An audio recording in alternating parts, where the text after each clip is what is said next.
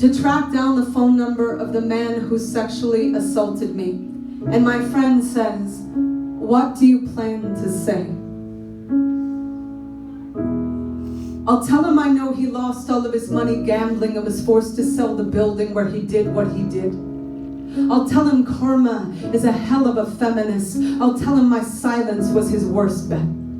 I'll tell him I'm watching him through the bullet hole he left in my childhood. And if he comes within 200 miles of a child's trust, my body will start bleeding his name down Main Street in his middle of nowhere town. I'll tell him he's the definition of the middle of nowhere.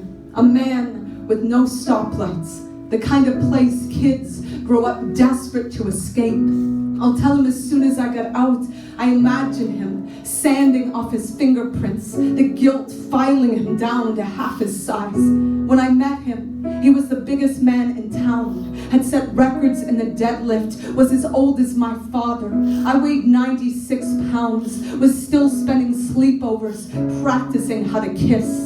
I'll tell him how big I am now.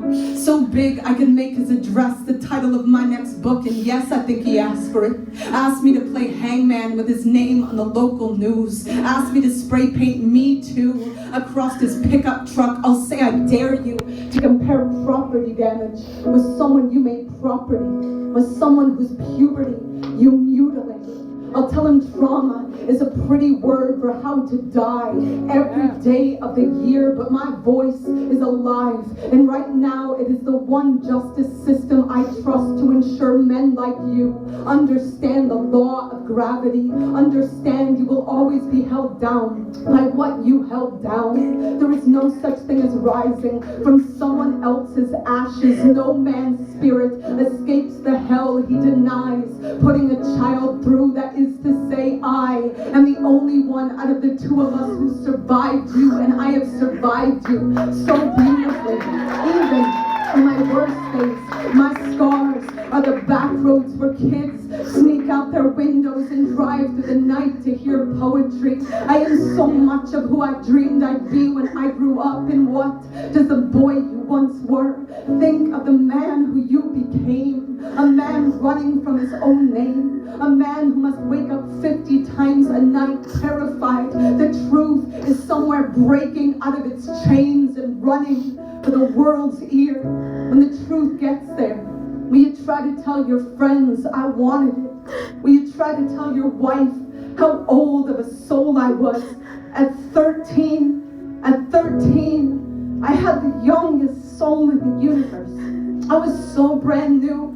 I thought reincarnation was a flower I would wear on my wrist if someday someone asked me to the 9th grade dance. I would stand in my parents' full-length mirror and practice not blushing when a slow song came on. That's how old I was. That's the kind of man you were. The kind of man who makes children grow up and search for your phone number, their bodies riddled with the wish that all the records will say no one by that name exists.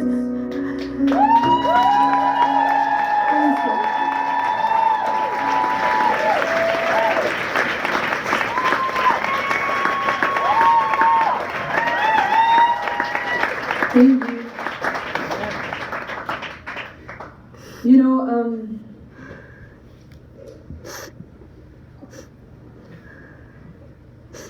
I want to say something about my own personal politics that I don't even like the word politics, just lives we're talking about. But you know, I really intentionally wrote into that poem on the line, there is no such thing as rising from someone else's ashes. No man's spirit escapes the hell he denies putting a child through. I purposely put in the word denies because I do believe in people's changing. And I believe what is necessary for change is to believe in people's changing.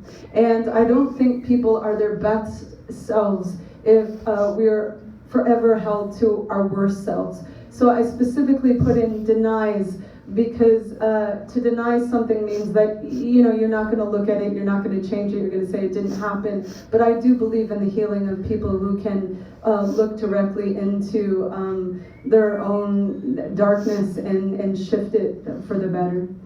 And I know that's not everybody's belief, but it is mine.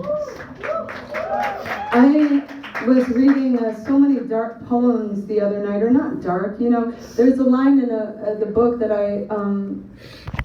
I forget what poem it's in, but it says, even when the truth isn't hopeful, the telling of it is. And I do believe that, but there are so many hard poems to read in the last set that I did that I wanted some quietness, and I didn't have anything on my list that I could read. So I'm specifically going to read this poem for the quietness, and I'll tell you, I wrote it during one of the very hardest moments of my life. I have chronic Lyme disease, which I think I say a lot whenever I'm here, because I know y'all got ticks around here, and I want you to wear bug spray. But it was during a time I was very, very sick, and I was really struggling to want to stay alive because of it. I wanted to be out. I didn't know how to live in a human body. And we all have different reasons for struggling to live in our human bodies. You know, whether it's heartbreak or illness or, you know, just trauma, all of it. There's so much that's hard to live in these bodies through. But my therapist, one day when I said I didn't have a day left in me, she told me this thing which was in opposition to anything I had ever thought spiritually before. I always thought that when we die, we are released from the pain of these bodies. And that might be true, but maybe something else is also true, because she told me that there are a number of spiritual groups who believe that when a human dies, the soul actually goes through a period of grieving the body, the loss of the body. And on a very hard day when I didn't want to have a body anymore, I wrote this, and I imagine for any of you, if you're going through any reason why you don't want to have a body anymore, I wanted to read it as quietly as if maybe we were sitting on your couch together.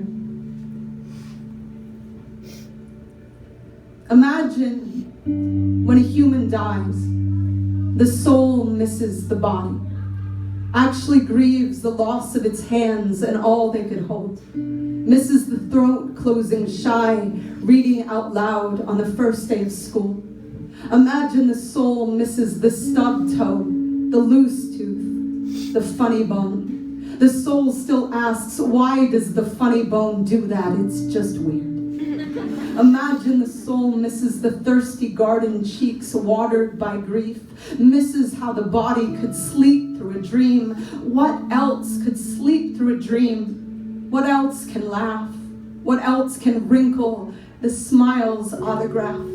Imagine the soul misses each falling eyelash waiting to be a wish, misses the wrist screaming away the blade. The soul misses the lisp, the stutter, the limp.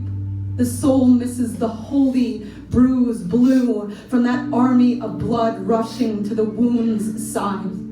When a human dies, the soul searches the universe for something blushing, something shaking in the cold, something that scars, sweeps the universe for patience worn thin, the last nerve fighting for its life, the voice box aching to be heard. The soul misses the way the body would hold another body, and not be two bodies, but one pleading God doubled in grace. The soul misses how the mind told the body, you have fallen from grace, and the body said, erase every scripture that doesn't have a pulse. There isn't a single page in the Bible that can wince, that can clumsy, that can freckle, that can hunger. Imagine the soul misses hunger, emptiness, rage, the fist that was never taught to curl, curls the teeth that were never taught to clench, clenches the body that was never taught to make love, makes love like a hungry ghost digging its way out of the grave. The soul misses the unforever of old age. The skin that no longer fits. The soul misses every single day the body was sick. The now it forced. The here it built from the fever. The fever is how the body prays, how it burns and begs for another average day. The soul misses the legs creaking up the stairs, misses the fear that climbed up the vocal cords to curse the wheelchair. The soul misses what the body could not let go. What else could hold on that tightly to everything? What else could hear the chain of a swing set and fall to its knees? What else could touch a screen door and taste lemonade? What else could come back from a war and not come back, but still try to live, still try to lullaby? When a human dies, the soul moves through the universe trying to describe how a body trembles when it's lost, softens when it's safe, how a wound would heal, giving nothing but time. Do you understand? Nothing in space can imagine it. No comet, no nebula, no ray of light can fathom the landscape of awe, the heat of shame, the fingertips pulling the first gray hair and throwing it away. I can't imagine it, the stars say. Tell us again about goosebumps. Tell us again about pain.